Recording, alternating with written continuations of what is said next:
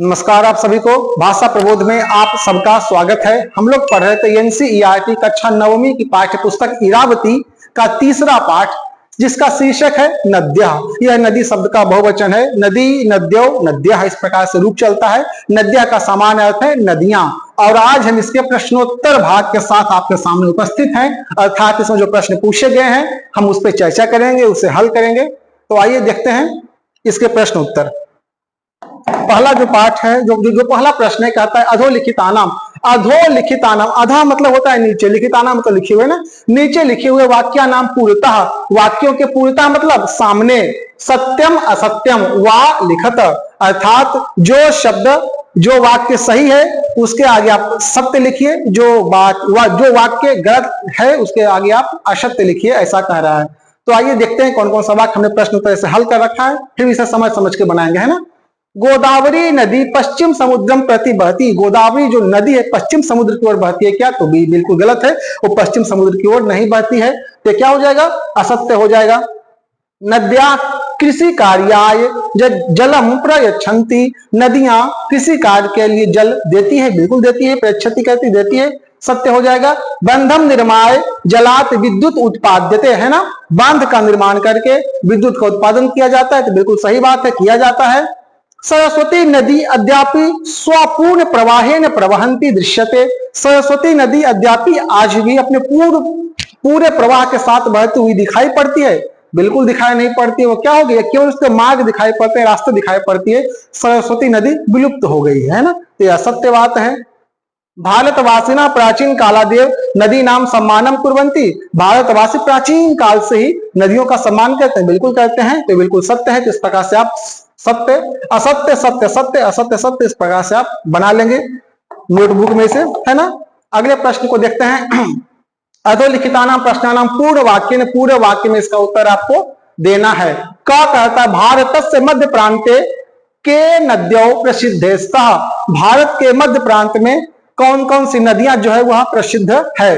तो उत्तर हो जाएगा हमारे भारतस्य मध्य प्रांते चर्मण्यवती वेत्रवती चा नद्यों प्रसिद्धेस्ता, है ना। मध्य प्रांत अर्थात मध्य प्रदेश में जो नदियां बहती है वो चर्मण्यवती है। चर्मण्यवती को अभी किस नाम से जानते हैं आप कमेंट करके बताएंगे, और वेत्रवती को अभी किस नाम से जानते हैं यह भी आप कमेंट करके बताएंगे कि अभी इनका जो आधुनिक नाम क्या है इन दोनों नदियों का, क्योंकि हम लोग इस पाठ में पहले पढ़ चुके हैं।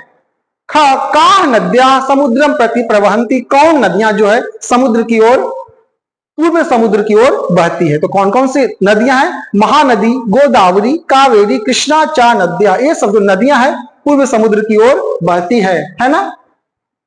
चलिए गा हिमालय शिखरेभ्य का नद्या प्रभवंती। हिमालय के शिखर से मतलब हिमालय से निकलने वाली कौन सी नदियां है? तो कौन कौन सी नदियां हैं भैया? भागीरथी, गंडकी, कौशिकी, कालिंदी, ये सब जो नदियां हैं च हिमालय शिखरेभ्य प्रभवंती, ये सब नदियां हिमालय के शिखर से उत्पन्न होती है, निकलती है।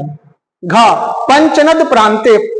पंचनद किस राज्य को कहा जाता है? कमेंट करके बताएंगे आप, है ना। पंचनद अर्थात 5 नदियों वाला राज्य। का नद्या प्रभवंती। पंचनद प्रांत जो उसमें से कौन कौन सी नदियां बहती है? तो पंचनद प्रांते वितस्ता, झेलम, चंद्रभागा, इरावती, विपाशा, सुतुद्रु चा नद्या प्रभवंती, है ना।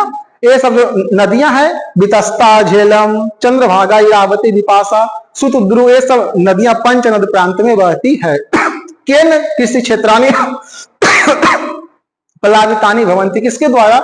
जो खेती के जो क्षेत्र हैं, जो खेती योग्य क्षेत्र है वह प्लावित होता है, सींचा जाता है। तो किसके द्वारा? वर्षा कालेन, वर्षा काल में, वृष्टिपातेन नद्या जलेन कृषि क्षेत्रानि प्लावितानि भवंती। वर्षा काल में नदियों के जल से इनसे सींचा जाता है। तो आप इसका स्क्रीनशॉट ले लें और इसे अपनी नोट कर लें, अपने पुस्तक में, अपनी कॉपी में सारे प्रश्न उत्तर बना लेंगे। एक प्रश्न इसमें और है, काफी बहुत कम प्रश्न इसमें पूछे गए हैं और बड़ा ही आसान पुस्तक है। आप आराम आराम से इसे समझ कर पढ़ने वाले हैं तो आपको बहुत आनंद आएगा और समझ में भी बहुत आएगा और पूरे नंबर आप अर्जित कर सकते हैं। द्वयो स्तंभो मेलनम कुरुता।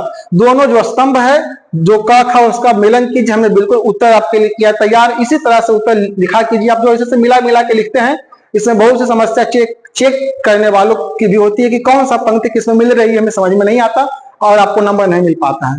तो सबसे आसान तरीका उत्तर लिखिए, उसके सामने उसका सही उत्तर आप लिख दीजिए। यह मिलान करने का सबसे आसान तरीका है। तो आइए, किसी सेचनम से अर्थात सिंचन करने से बंद विद्युत उत्पादन, बांध बना के विद्युत उत्पादन किया जाता है। जलाशय, जल संचय, नदी, मत्स्यानाम निवासा, मछलियों का निवास, जल विद्युत, जल मूला विद्युत अर्थात हाइड्रो इलेक्ट्रिक पावर। इस प्रकार से यह नद्या पाठ का हमने पूरा समाप्त लिया है कर पढ़ के। अब जल्द ही हम इसके अगले पाठ की ओर बढ़ेंगे। आप पूरा ध्यान पूर्वक पाठ को पढ़िए, प्रश्न उत्तर बनाइए, यह बहुत ही महत्वपूर्ण है। हमसे जुड़ने के लिए आपका बहुत बहुत धन्यवाद। अब तक आपने हमें सब्सक्राइब नहीं किया तो आज ही कीजिए, क्योंकि हम करते हैं भाषा की बात। जयतु भारतम, जयतु संस्कृतम।